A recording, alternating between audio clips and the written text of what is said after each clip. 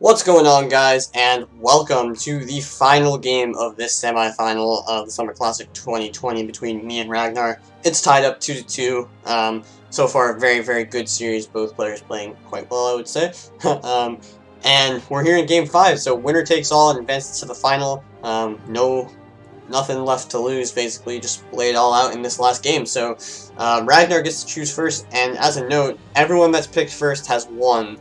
Like every game the player who picked first won. So Ragnar may be at an advantage, but the thing to note is, since you cannot reuse factions, the more and more factions that get used, the matchups that are left are more and more even, I would say, right? Because you pick matchups that you think have less even matchups when you pick first, so that you can get the advantage, basically. And now we're running out of factions. Well, not running out, but more and more factions are used, so less matchups remain. And that means that there's more even matchups left. So Ragnar picks Massilia here. And very interesting pick from Ragnar. Someone obviously likes to use cav and horse archers more than infantry, but you're asking for an infantry war when you pick Massilia. And I went for RDA as the counter pick. A very, very standard matchup. I was thinking about Seleucids, or maybe sorry, what was the other one? Syracuse. But I ended up saying, nah, both of those have too much unpredictability, let's say. For example, Seleucids can bring those good Eastern Slingers and Cataphracts, and I don't know if Massilia really wants to fight against that.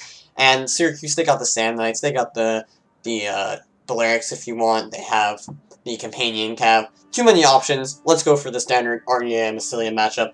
The most standard matchup that there is.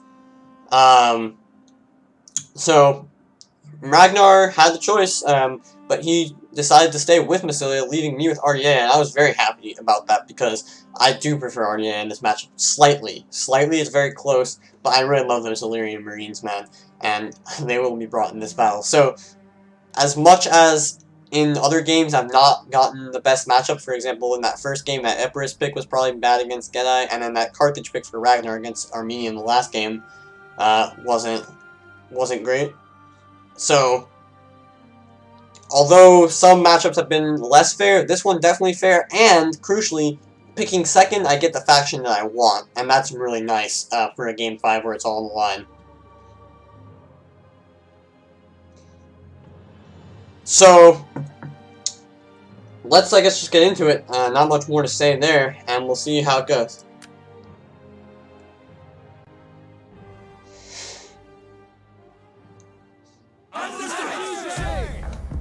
Alright, let's look at my army here for RDA. We've got 2 Tarentines and a 3rd tier, maxing out the Tarentines that you can bring, of course. Mainline infantry here, 4 Axe Warriors up front, very nice against enemy hoplites, and they will beat the Celtics as well, so very, very tanky. And instead of going for 4 Axes and 2 Celtics, which you can do as RDA, I've gone for a bit different. I have 4 Noble Hoplites. They should always be brought as RDA. They are insanely good Hoplite units. Probably the best Hoplite outside of Royal Spartans. And that armor, 115 armor, 65 health. Really tough to beat with that. But the key is I have 4 Illyrian Marines. And they're just better than Celtics. I mean, for an Spear unit, they have absolutely insane stats. Not to mention the Thurios Javelins and all that. 36 melee attack, 22 charge for a spear is really, really, really good. Of course, these Noble Hoplites with 30 charge as well. RDA have high charge for spear units overall. But 36 melee attack, even these Celtics at 27 and the Axes at 35.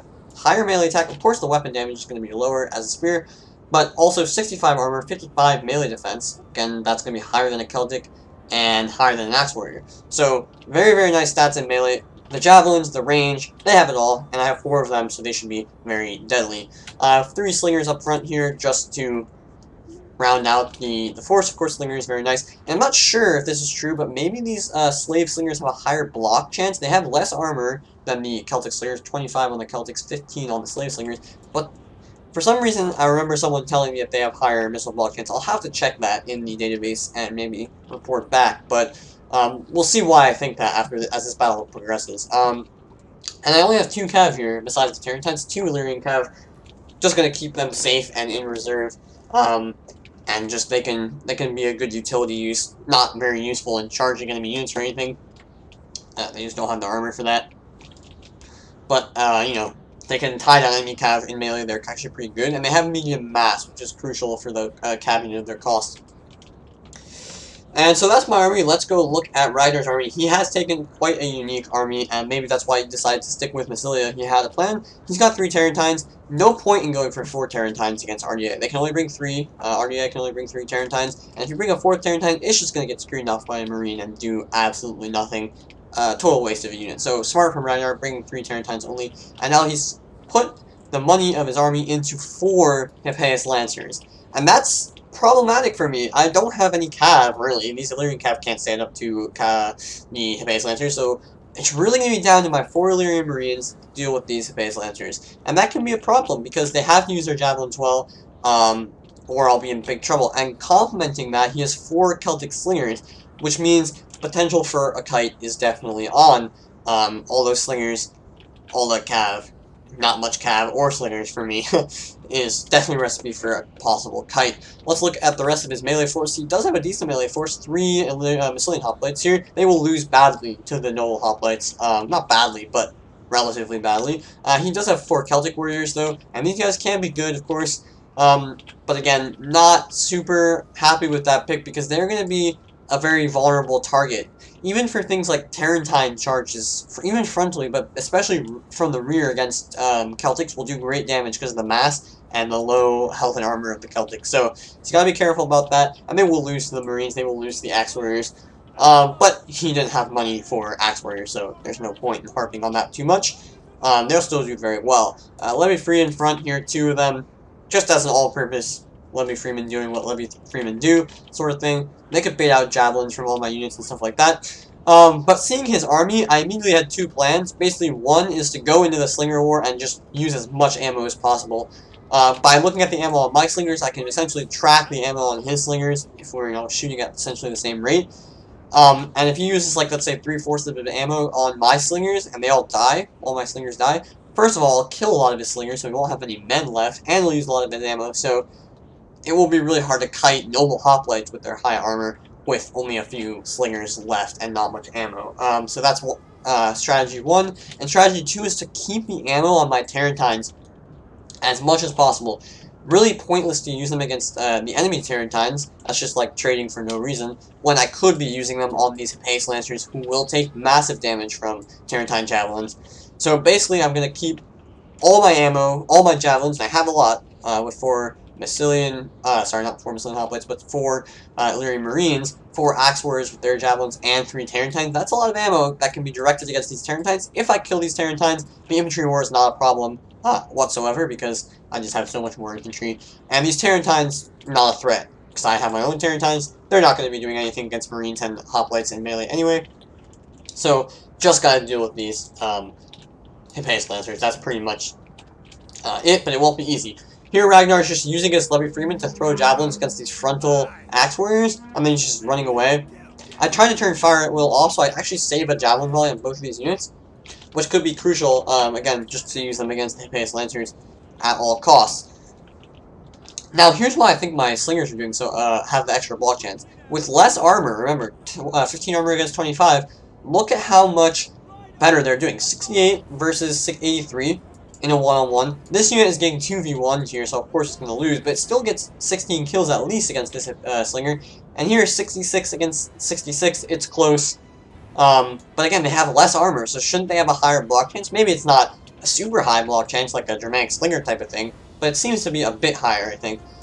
Finally, he engages here with his Levy Freeman, just baiting out my Axe Warriors. He'll run away here. He doesn't really care if the Axe Warriors are killing some of his Levy Free. It's a total non-issue for Ragnar. And what he's doing is he's bringing his Hippeus Lancers and he's going for the engagement now. I do see this in time, though, and rather than engaging these Levy Freemen, I just go here and throw my javelins against these Hippeus Lancers.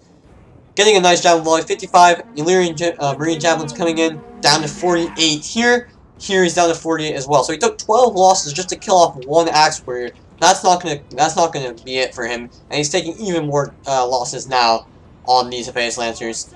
Here come my Tarentines. Really nice javelins here, and that was the goal with them. Get those javelins in, more Marine javelins. And he's just using them so aggressively here, even though all my units are in place to stop him. It's a bit of a waste, maybe. He kills 2 Axe Warriors quite easily, though.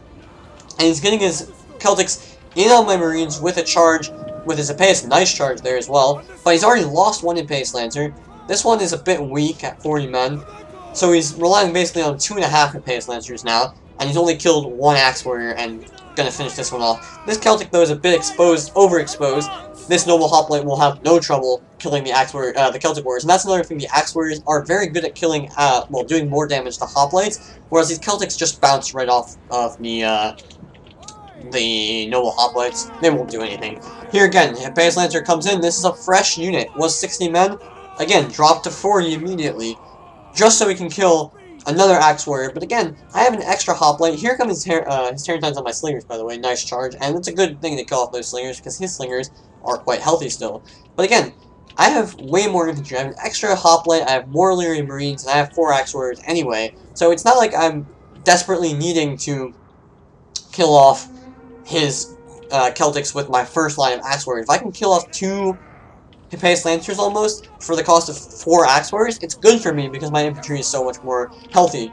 Here, again, a nice Terrantine rear charge on this unit from the rear, 40 kills or 30 kills here on the Celtics. Now these Illyrian Marines just come in and they can finish the job. Terrantines will get the rest of my Slingers here.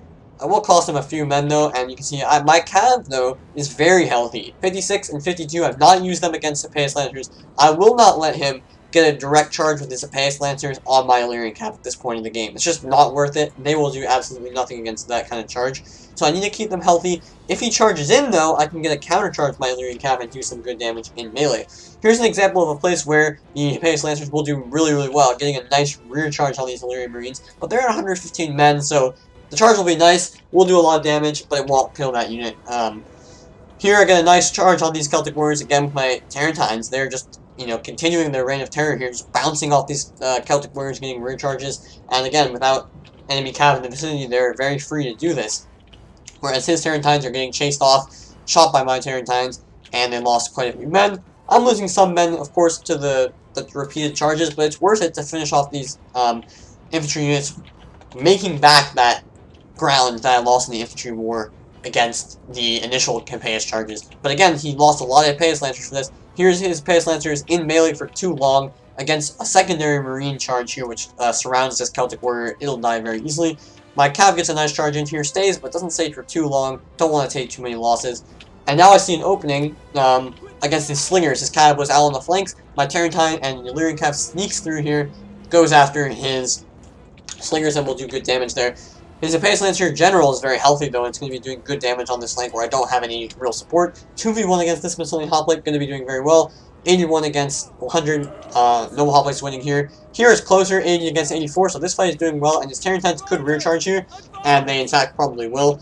But here I see a nice opportunity to go after his General here. He's engaged with, like, my Terrantines here, not charging, I'm getting away just in time. But my, Illyrian Cav is coming in here, his General is exposed, no support. I have a Marine here, a Noble Hoplite here, Axe Warrior here, a lot of support, so I go in for the collapse. If I can kill his General, I'm winning the infantry war very handily here. Again, you can see these Epais Lancers starting to lose, Celtic Warriors losing. Here I go after his Slingers, but instead I decide, never mind, Slingers can wait. I'll kill this one, but I'm going to go for a rear charge here. He has 11 free in here, and his charge was very, very good on that Illyrian Cav, so you can see killing a lot of Illyrian Cav with just one charge of the Epais Lancers. I'm getting javelins here from this Illyrian Marine. It finally runs out of ammo. A Noble Hoplite comes in here. I save my Illyrian Cav. Again, don't want to lose all my Cav for fear of being kited. So I save this unit. It was dying anyway. My Terrantine got a nice charge. His General's down to 30 men.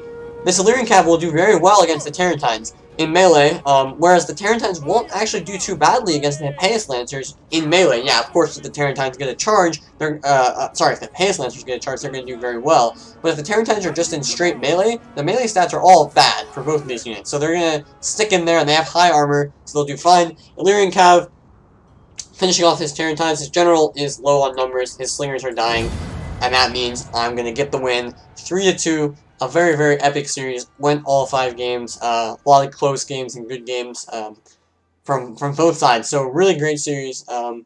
Thanks for Ragnar for the good games. Played really well, especially in those first 3 games where I think he really did outplay me by a significant margin. but I managed to come back in these last two ones, up my level of play, and make it a series, ultimately taking it in the 5th and final game. So, finally, the series is over, but it was really good. Let's take a look at the kills here quickly. Noble Hoplites doing very well, outclassing the Miscellaneous Hoplites, of course. Celtics for Ragnar doing very well compared to my Axe Warriors, but again, it's a give and take, because his Epes Lancers, for the price of killing my Axe Warriors, in conjunction with the Celtics, look how poorly 3 of his Epes Lancers are doing. His Gen did good, but 3 of them dying so quickly. Look at the kills on these Illyrian Marines. 2 chevrons, 1 chevron.